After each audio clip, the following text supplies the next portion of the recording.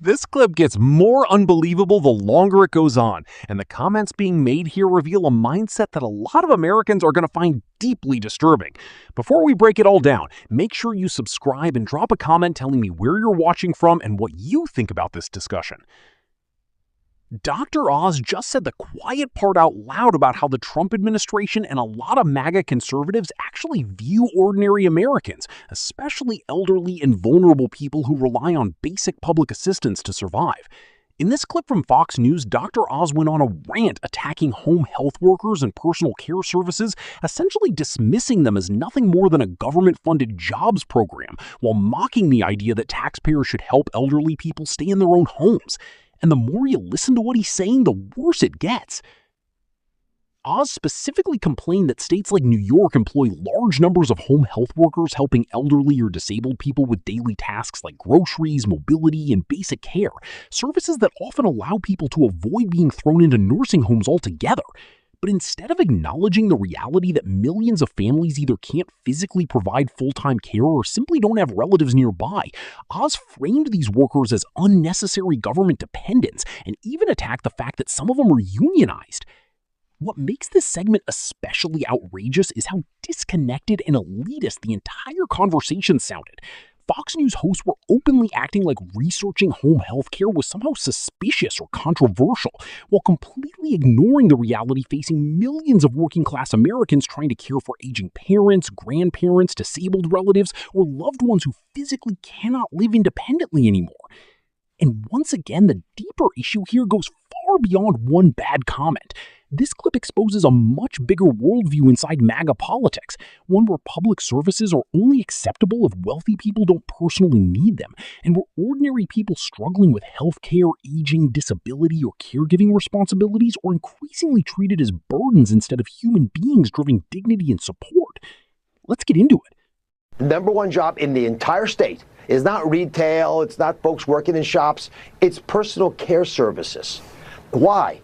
It's because it's a jobs program for the state. Almost 500,000 people in that state are being paid to carry groceries upstairs for their parents or for their neighbor. Again, these are jobs your family would do for you. That creates jobs in a state that's losing jobs. That generates tax revenue, but it comes from the federal government because we pick up most of the tab.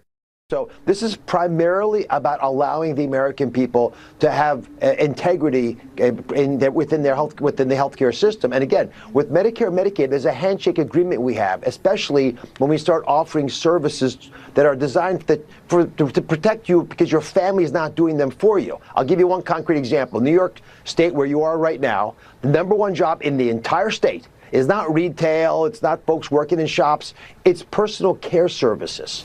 Why? It's because it's a jobs program for the state. Almost 500,000 people in that state are being paid to carry groceries upstairs for their parents or for their neighbor. Again, these are jobs your family would do for you. That creates jobs in a state that's losing jobs. That generates tax revenue, but it comes from the federal government because we pick up most of the tab. And here's the part that's really bothering me. They're starting to unionize these workers, which means now we're paying union dues. Now that goes back to support the political patronage that unfortunately in the case of New York is being supported by one party. Dr. Oz, it's amazing. A producer of mine was on the subway and saw someone researching home health care on their phone here in New York City. Surprise, surprise. Thank you for your hard work. All right. What makes Dr. Oz's comments so disturbing is not just the arrogance behind them, it's the complete moral emptiness underneath the argument itself. Because when you strip away all the Fox News talking points about jobs programs, government spending, and union dues, what they are actually talking about are elderly people, disabled people, and vulnerable Americans being able to live with dignity. That's the real issue here. We are talking about people who often cannot physically take care of themselves anymore. People who need help bathing, people who need help eating, people who need help getting medication, people who need help walking upstairs, people who need help simply surviving day to day without being institutionalized. And Dr. Oz is sitting on television complaining that helping those people creates jobs. Think about how insane that actually is. Most societies would consider that a positive thing. You create employment while simultaneously helping vulnerable people remain in their homes instead of forcing them into overcrowded nursing facilities. That sounds like exactly the kind of public investment a civilized country should want. But in MAGA world, somehow this gets reframed as waste, dependency, or corruption because the money is helping ordinary people instead of corporations or billionaires. And honestly, one of the most revealing parts of this segment was when Oz casually dismissed these workers by saying, "Your family would do this for you."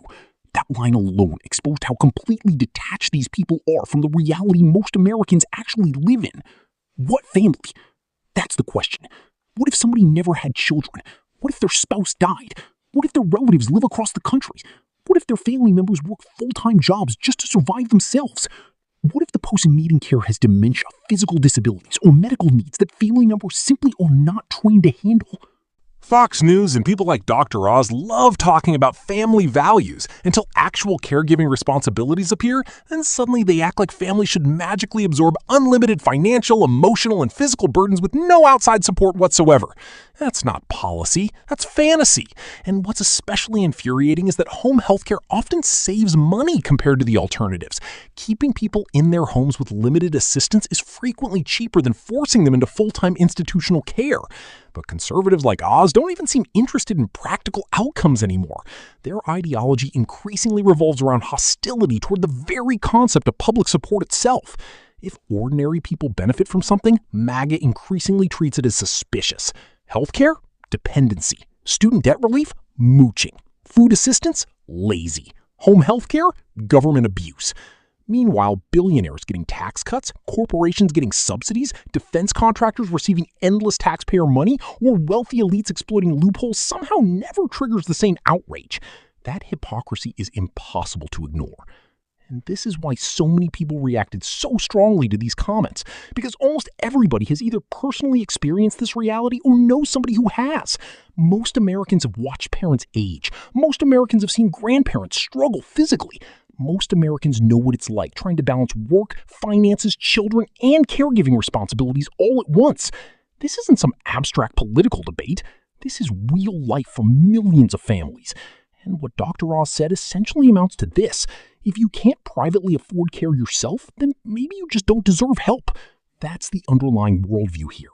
The wealthy can always pay for private nurses, private facilities, concierge healthcare, or full-time care workers. People like Dr. Oz will never personally experience the desperation ordinary Americans face when trying to care for aging loved ones without adequate resources. That's why the cruelty sounds so casual coming from these people. They are insulated from the consequences of the policies they support. And honestly, the more this administration talks, the more they reveal exactly how little respect they have for ordinary working people. Because let's not forget, these home health workers Dr. Oz is mocking are workers. These are people waking up early, driving between homes, helping elderly people survive, cleaning, lifting patients, administering care, carrying groceries, assisting with medication, often for relatively modest wages. These are not Wall Street executives. These are not corporate lobbyists. These are not hedge fund managers. These are ordinary workers performing emotionally and physically demanding labor that most wealthy politicians and television personalities would never do themselves. Yet MAGA somehow portrays them as parasites, while simultaneously pretending to be the party of working Americans. That contradiction keeps becoming harder and harder to sustain. And there's another deeper political issue here too. Republicans are increasingly revealing that they fundamentally resent social solidarity itself. The entire purpose of programs like Medicare, Medicaid, Social Security, and home health care is the understanding that societies function better when people collectively contribute toward helping one another through the difficult stages of life. Everybody ages eventually, if they're lucky enough to live long enough. Everybody becomes vulnerable eventually. Everybody may need help eventually. That's the social contract. But MAGA politics increasingly operates from a survival of the rich mentality, where any collective support structure is treated as weakness or theft, unless it directly benefits the wealthy or politically connected. And this is why comments like these are politically dangerous for Republicans heading into future elections. Because unlike abstract economic statistics or complicated foreign policy debates, this issue is deeply personal. Voters immediately picture their grandmother, their grandfather, their disabled sibling, their aging parent, their neighbor, their spouse. People hear comments like this and think So what exactly happens to my loved ones if these programs disappear? That fear becomes political very quickly. And honestly, this clip also perfectly connects with the broader pattern we keep seeing from Trump's administration. Just days ago, Trump openly admitted Americans' financial struggles are not even a little bit on his mind during negotiations with Iran. Now, Dr. Oz is effectively attacking programs that help elderly people survive independently. Piece by piece, they keep exposing the same worldview. Ordinary people's struggles are treated as inconveniences rather than priorities. That's why these moments matter politically. Because eventually, voters stop hearing isolated gaffes and start recognizing a pattern of elitism, a pattern of indifference, a pattern of cruelty disguised as fiscal responsibility, a pattern where wealthy conservatives constantly demand sacrifice from everyone except themselves. And if Democrats are even remotely competent politically, clips like this should absolutely become central campaign material. Because this is not complicated messaging. Americans overwhelmingly support protecting elderly people, protecting healthcare access, and helping families care for loved ones. Republicans are walking directly into a political trap every time they start sounding openly hostile toward those basic protections. And the craziest part is that they don't even seem to realize how bad this sounds outside of the Fox News bubble. Most Americans do not hear Dr. Oz and think, wow, what a strong economic argument. They hear these people genuinely do not care whether vulnerable Americans suffer. That's the real damage from clips like this. Not just politically, morally.